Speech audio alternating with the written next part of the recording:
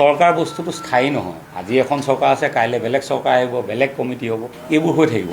জুবিন গাৰ্গ চৰকাৰী নহয় নহয়, জুবিন গাৰ্গ ৰাইজৰহে।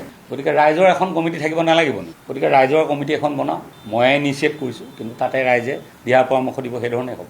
ৰাইজৰ হ'লে তাত গৰিমা বৌ থাকিব, চৰকাৰীখনততো গৰিমা বৌক ৰাখিছিল, কিন্তু গৰিমা বৌৰ বলটো চৰকাৰীখনত কিমান থাকিব? গতিকে ৰাইজৰ বল এটাও তেখেতক লাগিব। ৰাইজেতো আৰু গৰিমা বৌক নুসুধাকে একো কাম নকৰে। প্ৰাঞ্জল শইকীয়া ডাঙৰীয়াই বৰ অদ্ভুত ধৰণৰ কথা এটা কৈ দিলে, কিয় ক'লে কেলে ক'লে মই নাজানো, যে মানস ৰবিনে অকলে কাম কৰিব আহিছে। কিন্তু প্ৰাঞ্জল দাক মই ক'ব বিচাৰিছোঁ, আপোনালোকৰ কমিটিখন গঠন কৰাও বহুদিন হ'ল, গতিকে 6 মাহত কিন্তু আপোনালোকৰ না অফিচ এটা হ'ল, না আপোনালোকক কিবা ফাণ্ড দিলে, না আপোনালোকক কিবা ক্ষমতা দিলে। এই মানস ৰবিন গৈ ওলোৱাৰ কাৰণেই আপোনালোককো চাগে ততাতৈয়াকৈ পঠাইছে। গতিকে আপোনালোক মানস ৰবিনৰ ওচৰত কৃতজ্ঞ হ'ব লাগে যে মানস ৰবিন আহি আমাক অকণমান শক্তি দিলা। আৰু দ্বিতীয়, মানস ৰবিন আজিৰ তাৰিখত অকলে কেতিয়াও নহয়। মানস ৰবিন মানে লগত লাগি আছে ৰবিন আৰ্মি, আৰু ৰবিন আৰ্মি মানে হ'ল 10,000 থলুৱা, খিলঞ্জীয়া আৰু ভূমিপুত্ৰৰ খুব কুশল কৰ্মী দল। গতিকে তেওঁলোকে ইচ্ছা কৰিলে ৰাতিৰ ভিতৰতে সেইখিনি কাম কৰি দিব পাৰে। খালি আমি কনফ্লিক্টত আহিব বিচৰা নাই, কাৰণ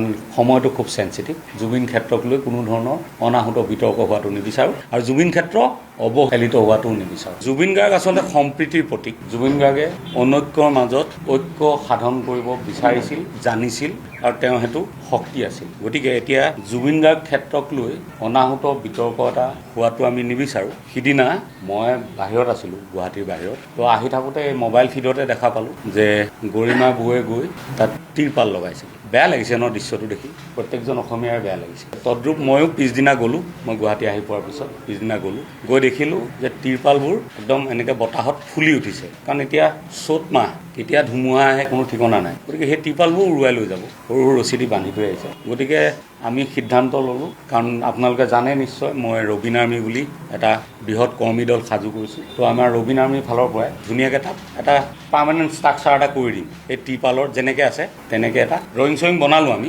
যেতিয়ালৈকে জুবিন ক্ষেত্ৰখন সম্পূৰ্ণ হৈ নুঠে, তেতিয়ালৈকে যাতে এই ধৰণৰ যে পানী পৰিব বা তাত দিয়া ৰাইজৰ বস্তুখিনি নষ্ট হৈ যাব, গামোচাবোৰ তিতি যাব, ভেঁকুৰি যাব, এনেকুৱাটো নহওক, সেই ব্যৱস্থাটো কৰিম বুলি গৈছিলোঁ, আৰু সেইদিনা ঘোষণা কৰিছিলোঁ। সেইখিনিলৈকে ঠিকে আছিল। তাৰপিছত আমি আমাৰ কামত অগ্ৰসৰ হ'লোঁ। মই লোহা কিনিবলৈ গ'লোঁ আমিন গাঁও, কামতে বিজি হৈ থাকোঁ। গতিকে লোহা চোহা কিনা কুটা কামখিনি হোৱাৰ পিছত হঠাৎ দেখা পালোঁ যে এখন কমিটি চৰকাৰে যিখন ঠিক কৰি দিছিলে, তেওঁলোক গৈছে, আৰু তেওঁলোকে যুদ্ধকালীন তৎপৰতাৰে তাত কাম আৰম্ভ কৰিছে। খুব ভাল কথা। সেইটো হ'লেও আমাৰ আপত্তি কৰিবলগীয়া কিবা আছে জানো? কামটোহে হ'ব লাগে। গতিকে আমি সকলোৱে ক'লোঁ নহয়, জুবিন গাৰ্গ সমন্বয়ৰ প্ৰতীক, এই কথাটোক লৈ কোনো কনফ্লিক্ট হ'ব নালাগে, কামটো সমিল মিলেৰে হৈ যাব লাগে। এইটোৱে আমি আশা কৰোঁ। এইটো মোৰ প্ৰথম কথা। খালি তাতে আমাৰ জ্যেষ্ঠ অভিনেতা প্ৰাঞ্জল শইকীয়া ডাঙৰীয়াই বৰ অদ্ভুত ধৰণৰ কথা এটা কৈ দিলে, কিয় ক'লে কেলে ক'লে মই নাজানো, কিন্তু প্ৰাঞ্জল দাক মই ক'ব বিচাৰিছোঁ, আপোনালোকৰ কমিটিখন গঠন কৰাও বহুদিন হ'ল, গতিকে 6 মাহত কিন্তু আপোনালোকৰ না অফিচ এটা হ'ল, না আপোনালোকক কিবা ফাণ্ড দিলে,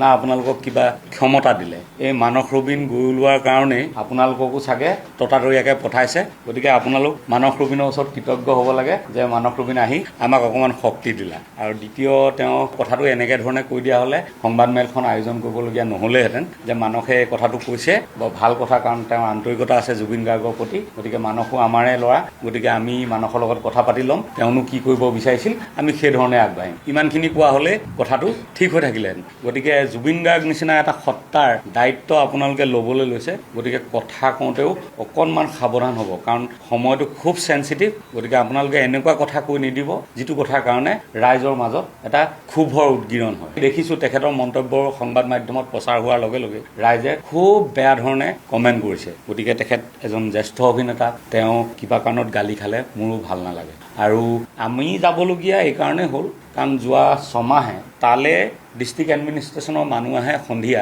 জুবিন গাৰ্গৰ নামত যিখিনি দান বৰঙণি উঠে সেই পইচাখিনি লৈ যাবলৈ মানুহ আহে। কিন্তু তাত যে ইমান ধূলি হৈ আছিলে, মিউনিচিপালিটি গাড়ী এখন দি যে পানী অকণ ছটিয়াই দিব লাগে ঠাইখনত, বা ৰাতিপুৱা গধূলি পানী অকণ ছটিওৱাৰ ব্যৱস্থা কৰিব লাগে, এই কথাটো কাৰো চেতনালৈ অহা নাছিল। এইটো দুখ লগা কথা নহয় জানো? ঠিক সেইদৰে তাত আজিকালি গুৱাহাটী ফুৰিবলৈ যিমান মানুহ আহে, চবেই জুবিন ক্ষেত্ৰলৈ এবাৰ যাওঁ বুলি কয়।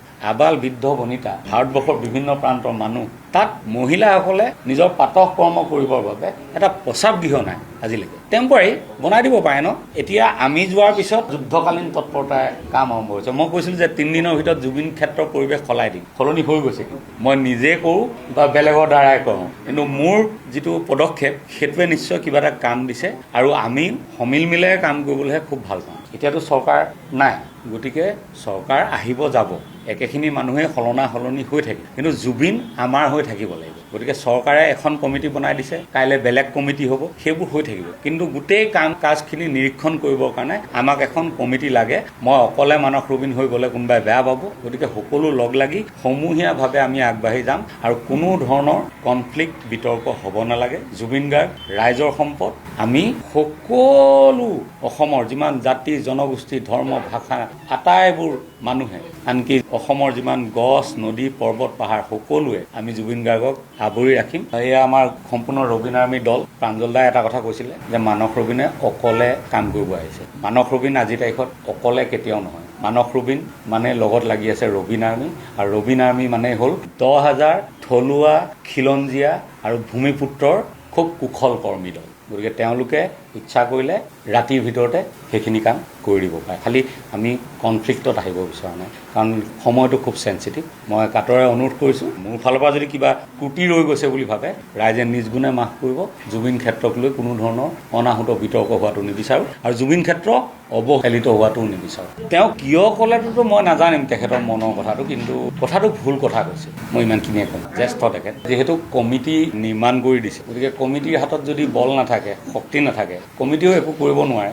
আৰু চৰকাৰ বস্তুটো স্থায়ী নহয়। আজি এখন চৰকাৰ আছে, কাইলৈ বেলেগ চৰকাৰ আহিব, বেলেগ কমিটি হ'ব, এইবোৰ হৈ থাকিব। জুবিন গাৰ্গ চৰকাৰী নহয় নহয়, জুবিন গাৰ্গ ৰাইজৰহে। গতিকে ৰাইজৰ এখন কমিটি থাকিব নালাগিব নি? গতিকে ৰাইজৰ কমিটি এখন বনাওঁ, ময়ে ইনিচিয়েট কৰিছোঁ, কিন্তু তাতে ৰাইজে দিহা পৰামৰ্শ দিব, সেইধৰণে হ'ব। ৰাইজৰ হ'লে তাত গৰিমা বৌ থাকিব। চৰকাৰীখনততো গৰিমা বৌক ৰাখিছিল, কিন্তু গৰিমা বৌৰ বলটো চৰকাৰীখনত কিমান থাকিব? গতিকে ৰাইজৰ বল এটাও তেখেতক লাগিব। ৰাইজেতো আৰু গৰিমা বৌক নোসোধাকৈ একো কাম নকৰে, কিন্তু ৰাইজৰ বল এটাও লাগিব।